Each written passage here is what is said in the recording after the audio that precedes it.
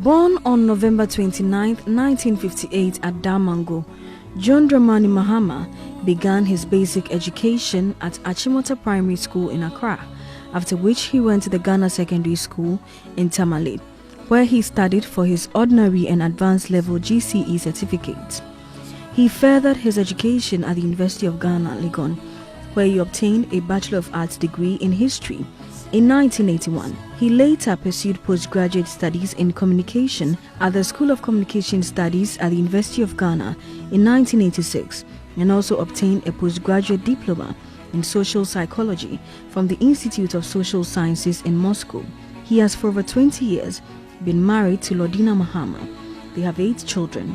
John Mahama is a Christian but comes from a multi-faith family of both Christians and Muslims. He entered into active partisan politics when he contested to serve as a member of parliament for the Bole Bamboy constituency in 1996 and won on the ticket of the NDC. He was re-elected to parliament 2 more times in the years 2000 and 2004. During his first term of office as an MP, he was appointed as the Deputy Minister of Communications and subsequently appointed as Substantive Minister.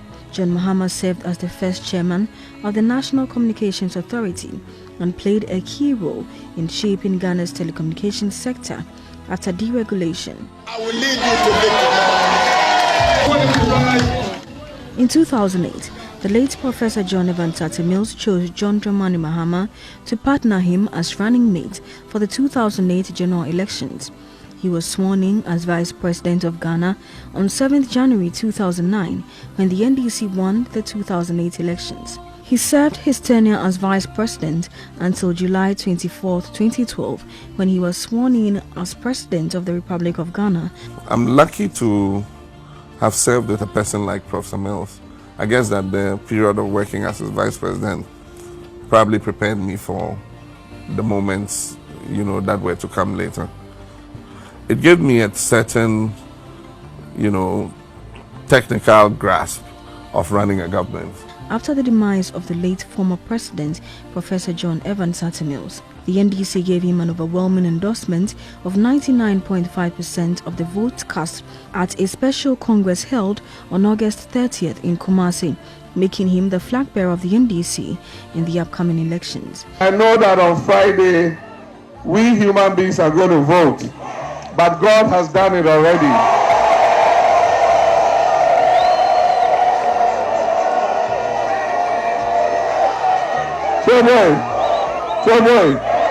We will do the voting, but God will choose the leader.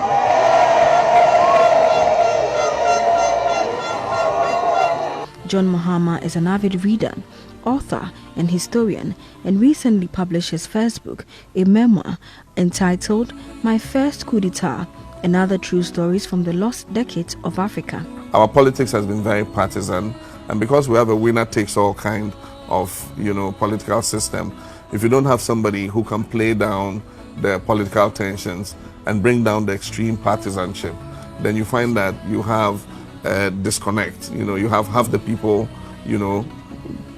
happy with what is going on. You have half the people praying that the government fails and that the next election comes quickly and they have an opportunity to get them out.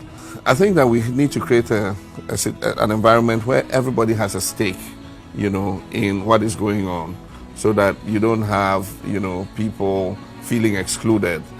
The president is a keen football enthusiast, and when he has the time, loves to watch soccer in the company of his family and friends. So what does he bring to the presidency? I think that at this stage in Ghana's, development, the kind of leader we need is one who has an ear and can listen to the people, is one who is a unifier who can bring the people together, is one who can create an environment where the economic opportunities of this country are open to all its citizens, no matter their political or ethnic affiliation. And that is the general kind of person I am. And I think that, that would help this nation, make the kind of movement forward that we want. President John Dramani Mahama says he's committed himself to fulfilling the vision started by his predecessor of creating a better Ghana by focusing on jobs, stability, and development. We've done it 5 times already, and I think that we should have a certain level of confidence in the integrity of our electoral process. It requires vigilance. You must have your party agents, you must train them what to look for and all that. And I think that if all that is done properly, I don't see why we should have a problem. But they say the price of freedom is eternal vigilance. And I replace freedom with peace. The price of peace is eternal vigilance. And so I do think that even though I have a fair level of certainty that this election will be peaceful, it doesn't mean we should let down our guard. I think that the security services must be on top of things, and as much as possible we should, prevent people who would try to disrupt the process.